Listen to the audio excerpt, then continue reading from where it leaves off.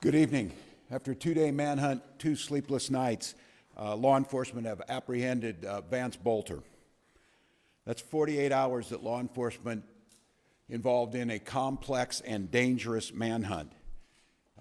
Spent Father's Day away from their families to deliver justice for Melissa and Mark Hortman and their children who spent this Father's Day alone.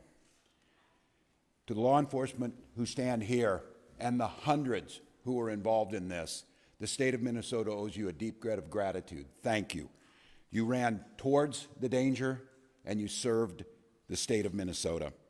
This is a great example of coordination and collaboration. Multiple agencies, federal, state, and local, coordinating together in a way to protect the public and close this hunt around. Multiple agencies were there as FBI laid hands on it and Minnesota State Patrol put the handcuffs on. One man's unthinkable actions have altered the state of Minnesota. Melissa Hortman was the core of who our values were. She had a hand in so many things that happened. The building that we stand in, she helped usher through so that we could respond from the State Emergency Operations Center with the professionalism and giving the tools necessary to law enforcement to do their job. To Melissa and Mark's family, I cannot fathom your pain and the grief that you're going through.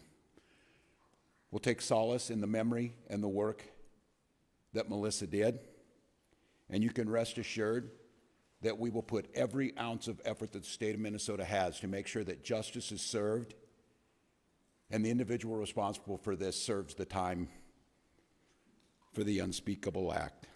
State grieves with you. To John and Yvette Hoffman, the latest news is Senator Hoffman came out of his final surgery and is moving towards recovery. Yvette is healing. And I think when the story comes out, and I'd like to say on behalf of the state of Minnesota, the heroic actions by the Hoffman family and their daughter Hope saved countless lives, and we are grateful. Bureau of Criminal Apprehension will continue to investigate. We will keep you informed. We'll spare no expense and no work to make sure that that happens. A moment in this country where we watched violence erupt. This cannot be the norm. It cannot be the way that we deal with our political differences. Now's the time for us to recommit to the core values of this country. And each and every one of us can do it. Talk to a neighbor rather than arguing. Debate an issue. Shake hands. Find common ground. This is who Melissa Hortman was. In the first negotiating session that I had a chance to work with her, she got all the partners in the room, and she provided each and every one of us a copy of a book called Getting to Yes. And the whole premise was debating with a sense of goodwill, a sense of trying to come to compromises that serve everyone. And because of her, we did that. Because of her, we did that year after year after year. That's the embodiment of how things are supposed to work. It's not about hatred. It's not about mean tweets. It's not about demeaning someone. It's leading with grace and compassion and vision and compromise and decency. That was taken from us in Minnesota with the murder of Speaker Hortman. So for each and every one of us to truly honor, and we will continue to honor that spirit, but we will need to do it in just more than actions in a memorial.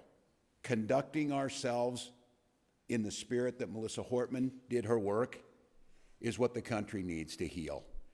I will once again say the deep debt of gratitude. These professionals standing behind us and countless others, this was, you'll hear from them, incredibly complex.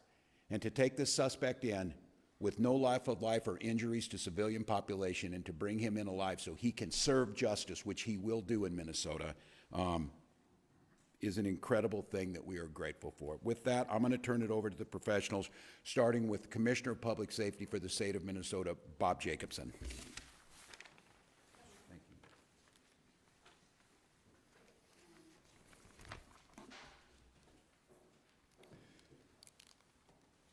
Good evening.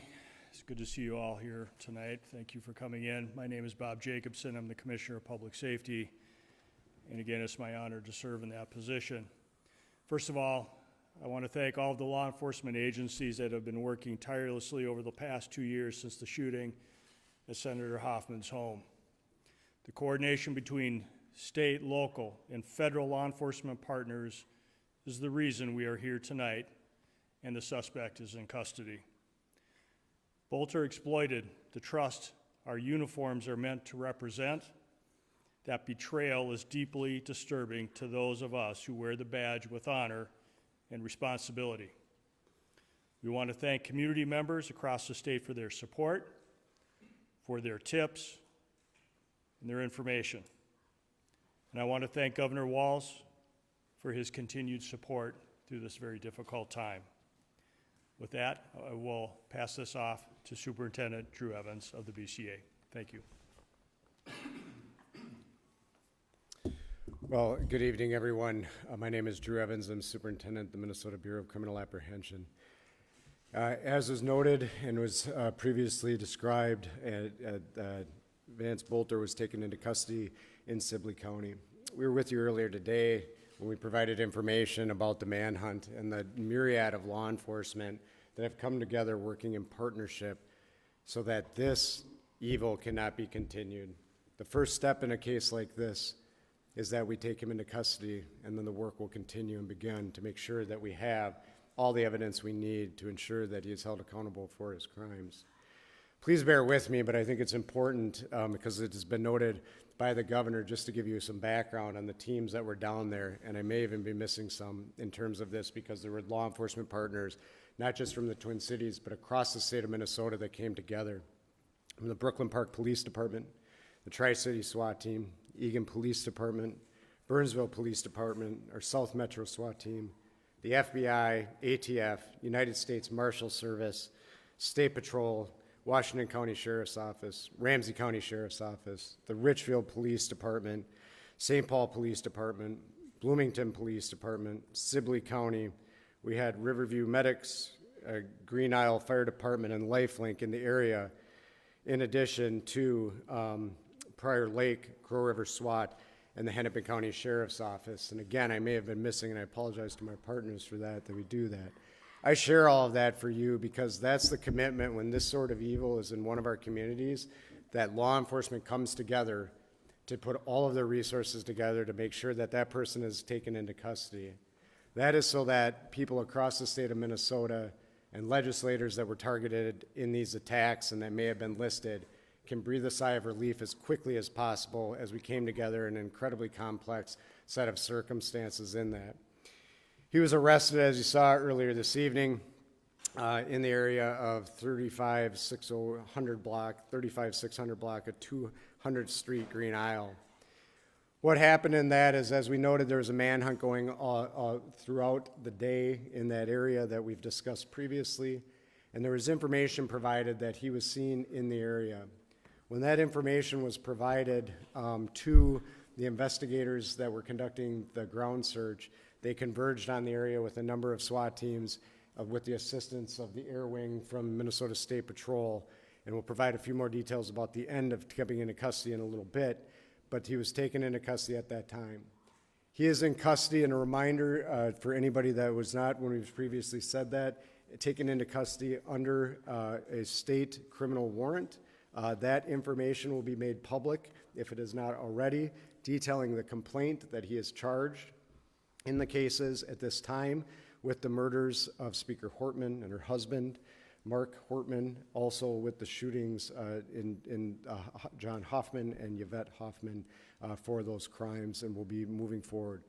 We are also in contact with our federal partners, both the FBI, United States Attorney's Office, who are examining whether or not additional charges should be brought at the federal level related to this at this time.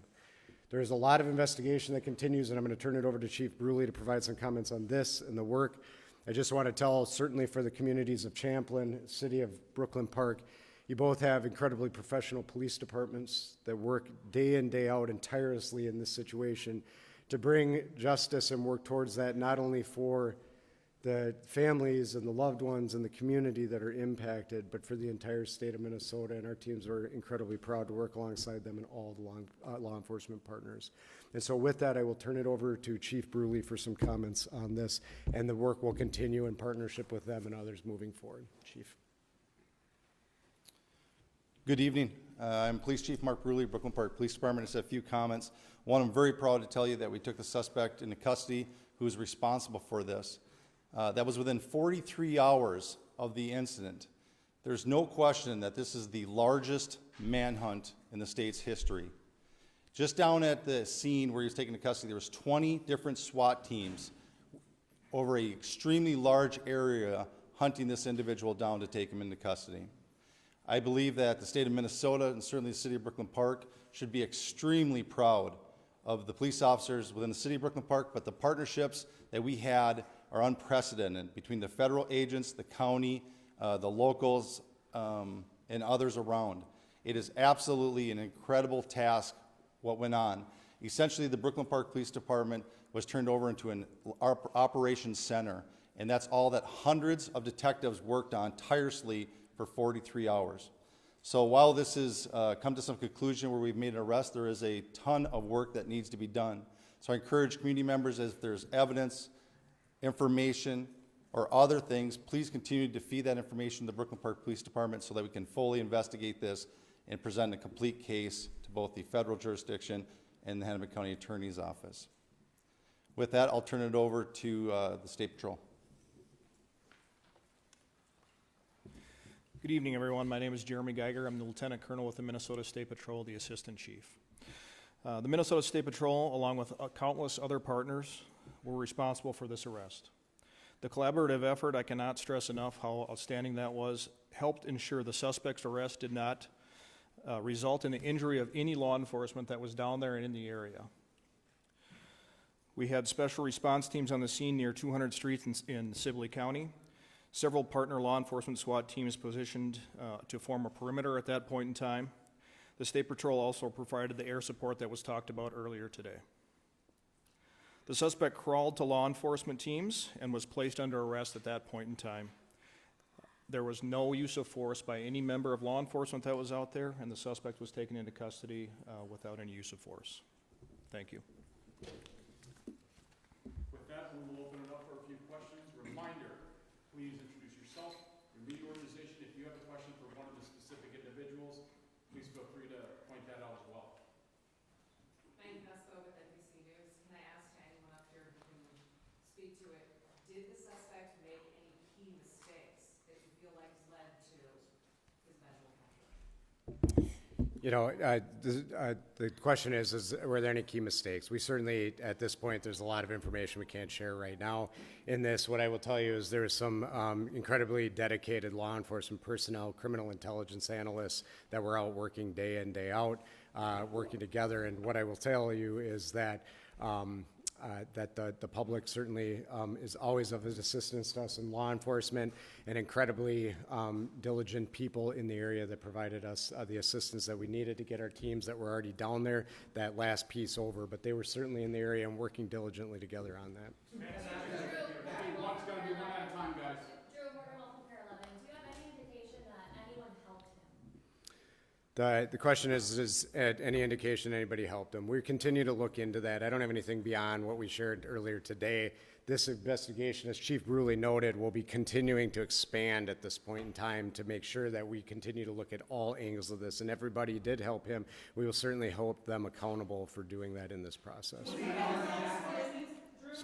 Broadus from NBC News. Can you tell us how the Hoffmans helped save lives, and what did the suspect say when he was taken into custody? The question was how the Hoffmans helped save lives, and what did he say? I don't have the specific, and then what did he say when he was taken into custody? I don't have the specifics on what he said when he was taken into custody. You know, we're incredibly grateful that the Hoffmans are still here with us at this point in time, and that they will be hopefully on a continued path to recovery, and that they will provide us the information. We've been able to talk to them today, and they will be providing key information to us as part of this investigation moving forward. Sir, can I ask you from CBS News, did the suspect have a phone with him when he was caught? Was he tracked in any way? at the end, the question was, did he have a phone with him? I don't have the specifics on everything that was with him when he was arrested at this time. I will say he was armed, and that he came when he was taken into custody, but we'll be sifting through all of that information from there. What's that? I can't on the weapons at this time, so Paul. Just kind of elaborating on sort of the Hoffman question.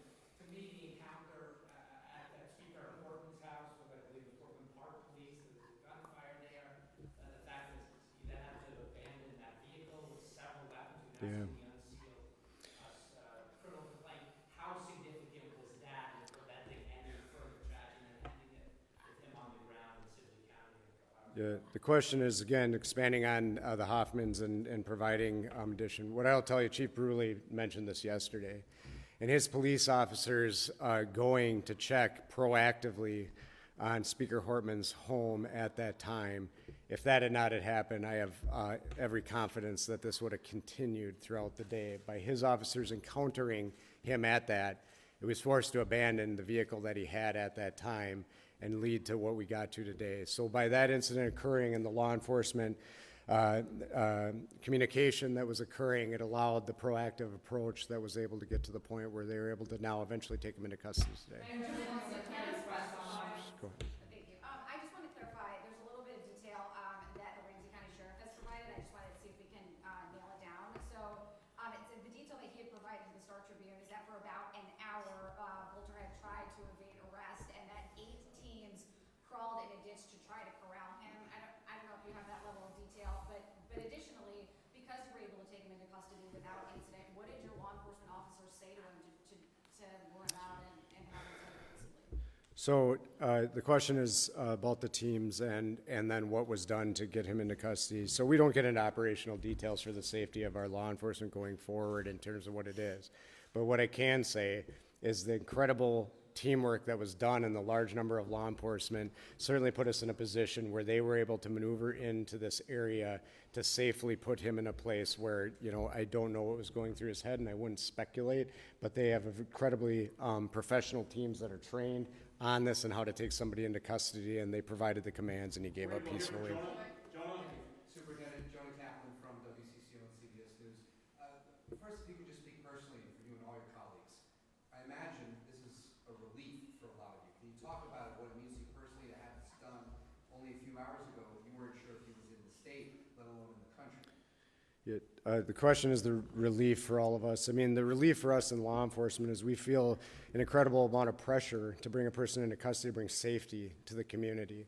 These professionals behind me and their teams, this is what they do. This is what they get paid to do, and they're honored to do the work on behalf of Minnesotans every single day. So the relief is that we can bring that sense of relief to communities across Minnesota, legislators that were on that list, and that's what we want to do. Matt Sepik with the New Yorker. At what point did you get the call, and from whom generally, that he was in that area in Reno?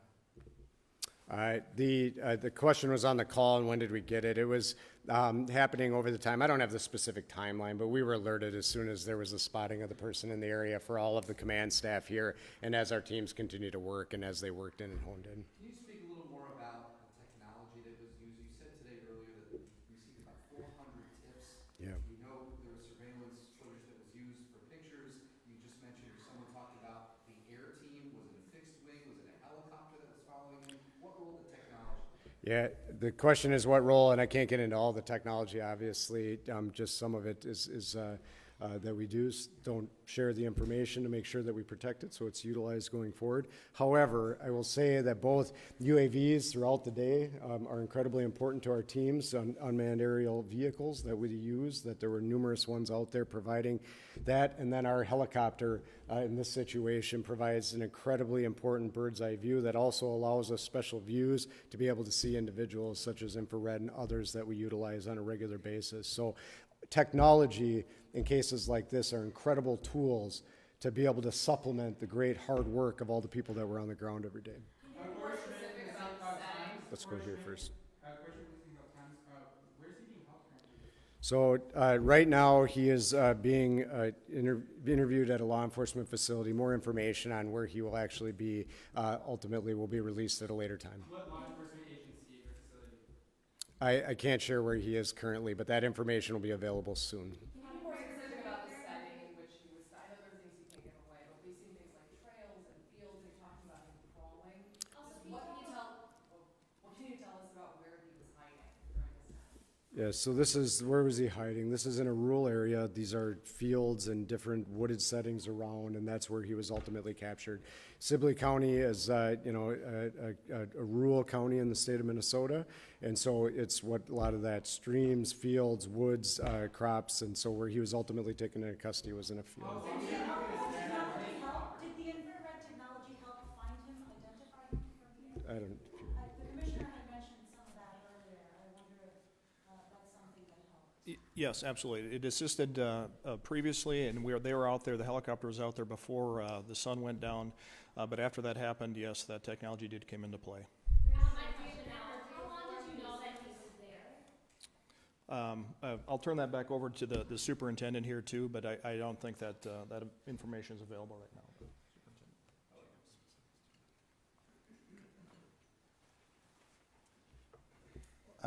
Mark Bruly, Police Chief, Brooklyn Park. The question is how long did we know that he was there? A vehicle that we believed that he was in was spotted many hours before and had been abandoned. An alert police officer believed that he may have seen the individual running into the woods, and that started a large-scale perimeter that we set up, or down in Sibley County set up, and we started to deploy resources, including the Brooklyn Park SWAT team, and along with many other SWAT teams, to contain an extremely large area, knowing that this is a very dangerous individual. During that, we got privy to additional information of an individual that was in the woods, and that search went on for many hours until ultimately we were able to locate him in the woods. In approximately an hour and a half or so, we were able to close the distance in with the technology and the State Patrol helicopter, and where we were able to call him out to us. Hi, Police Operator ABC News. Do you have any more information about the motive, and are you guys considering this an act of domestic terrorism?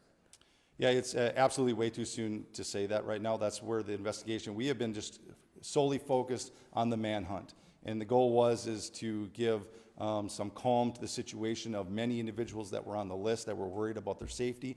And this is a very dangerous individual for our community, and that's why so many resources and such a great collaboration came together to focus on removing him from society so that we can restore some sort of calm and bring some healing to our community and to our state.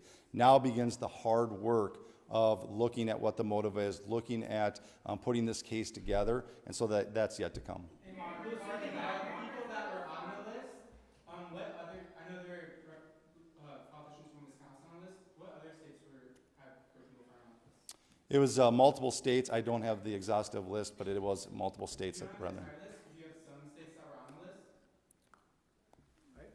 We can, there's a few, I don't want to say it because it won't be exhaustive, but Wisconsin, Illinois, Michigan, some others that were on there. There was a variety in Nebraska, Iowa, we've had contact. What I will tell you, and I will not get into any more specifics beyond that, we are in coordination with our federal partners and our fusion centers in those states to coordinate with local law enforcement and the FBI in those states and the state fusion centers that are there to be able to provide that information and notify those individuals that they were on that list. Are you concerned that there's other people out there that could have been working with him? The question is, are we concerned there's other people out there that could be working with them? We will fully explore that. I've said on this, we are relatively confident, we are confident that the violence that he committed and the murders he committed and the attempted murders, that he conducted that activity alone. We will be exploring if there are any broader network. We have not uncovered any of that at this time, but that will be part of our investigation, and we will fully explore that. So thank you. Thank you. We can go. Thank you. Thank you. Thank you, everyone.